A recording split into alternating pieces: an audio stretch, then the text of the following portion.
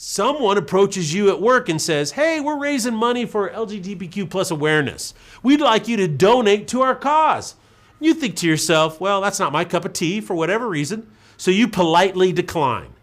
Then the people collecting the donations post on the company internal communications board that you are homophobic and transphobic because you won't contribute. Postmodern thinking believes that if you don't affirm whatever anyone else wants to do, then you are evil.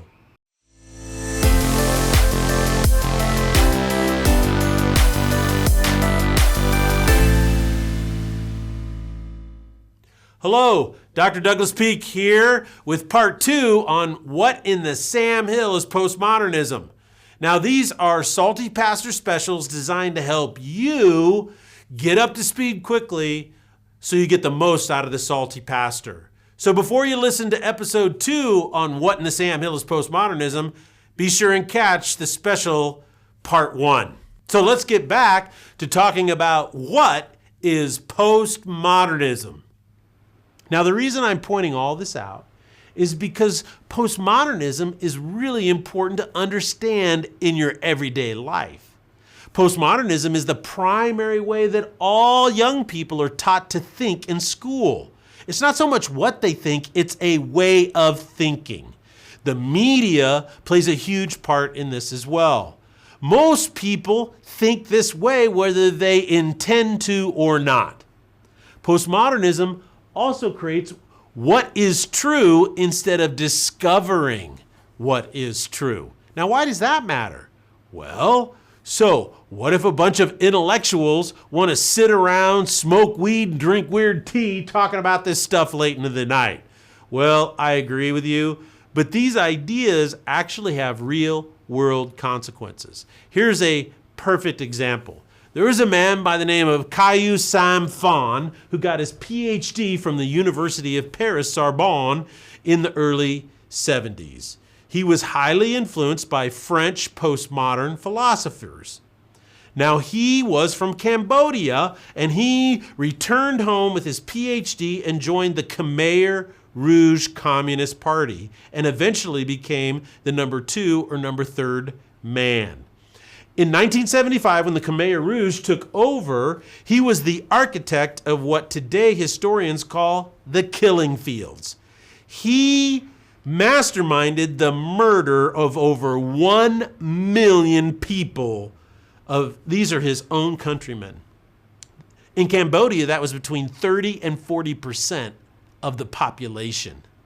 You see, since there is no actual truth, human beings are a result of social constructs only, then instituting communism and creating the killing fields of Cambodia was a rational and good choice in his mind. So postmodernism has real world consequences. Now, you and I, we don't live in East Asia. So how does postmodernism affect you and me specifically today? Well, number 1, someone approaches you at work and says, hey, we're raising money for LGBTQ plus awareness. We'd like you to donate to our cause. You think to yourself, well, that's not my cup of tea for whatever reason. So you politely decline. Then the people collecting the donations post on the company internal communications board that you are homophobic and transphobic because you won't contribute. Postmodern thinking believes that if you don't affirm whatever anyone else wants to do, then you are evil.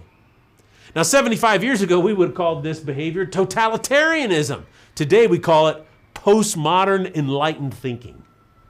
Here's another example. A woman in her late 20s with a degree in English was writing for a publication. Her female editor was going over edits on a piece she wrote and corrected her spelling of a word she used, hamster. Now, the word hamster is spelled Hamster. Well, the woman spelled it with a P in it, and she was visibly upset with her superior and believed she was being treated unfairly when she was corrected. Why? Because she learned to spell hamster with a P in it. So she was right and her editor was wrong. There was nothing wrong with the way she spelled the word. This is postmodern way of thinking. Someone trained in this way of thinking was never told they were wrong. Whatever they believed to be true was in fact true. That's a real story, by the way. Postmoderns would also believe that the editor was evil. She did a moral wrong because the editor was imposing her opinion, her absolute truth on this young woman. The editor was enacting what is commonly called a power play. She was an oppressor in that situation. Here's another illustration of postmodern thinking. The Oregon Department of Education provided training to elementary school teachers. In a section of the training on how to teach mathematics, titled Ethnomathematics, it states that focusing on finding the right answer and showing your work supports a system of white supremacy. This makes total sense to a postmodern thinker. In 2010 in Queens, a woman was being mugged. Hugo Tale-Yax stepped in to save her. The mugger then stabbed him multiple times and fled. Now, the most interesting thing about this story is that 20 New Yorkers walked by as he bled to death on the street, and they did nothing. Some people took pics with their phones of him bleeding out. No one called an ambulance, no one dialed 911, and he ended up dying.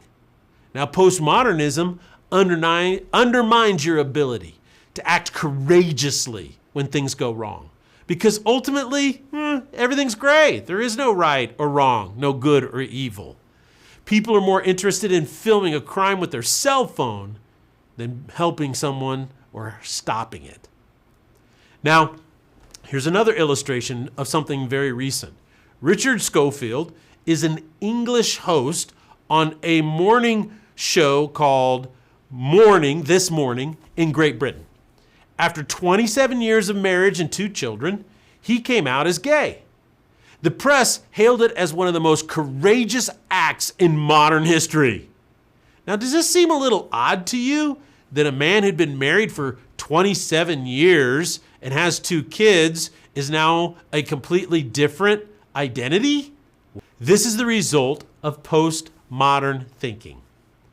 Today, the group of teen girls with the highest pregnancy rates are girls who identify as lesbians. Does this sound odd to you? Well, not to postmodern thinkers. I hope you are now starting to realize how this belief system is a part of how everyone has been trained to think in America today. Can you see how it affects people in everyday life? Therefore, when it comes to postmodernism, I want to encourage you to understand it. Because when you understand it, you can win any argument you ever get in, because you know the subconscious motivations, the mental patterns, the logical fallacies from a false premise that exist in postmodernism. When you understand it, it makes you a better employer. You understand how your employees have been trained to think. When you understand postmodernism, it also, this may sound strange, it makes you a better lover. That's right. It teaches you how to love people better because it allows you to be a better person. You can be a better spouse. You can love your husband or your wife because you have a much deeper understanding of what influences and affects their way of thinking. It keeps you out of attacking them as a person when you have a conflict, and it allows you to focus on the way of thinking that causes the conflict.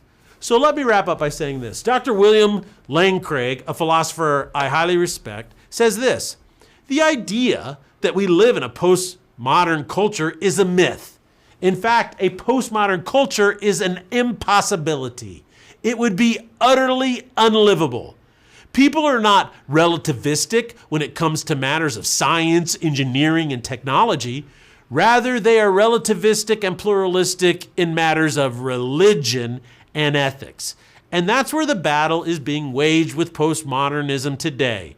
It's about our sexual identity, our sexuality, what we can believe or our faith, and what we actually believe to be right or wrong. So, Dr. Douglas Peake here, helping you understand what in the Sam Hill is postmodernism.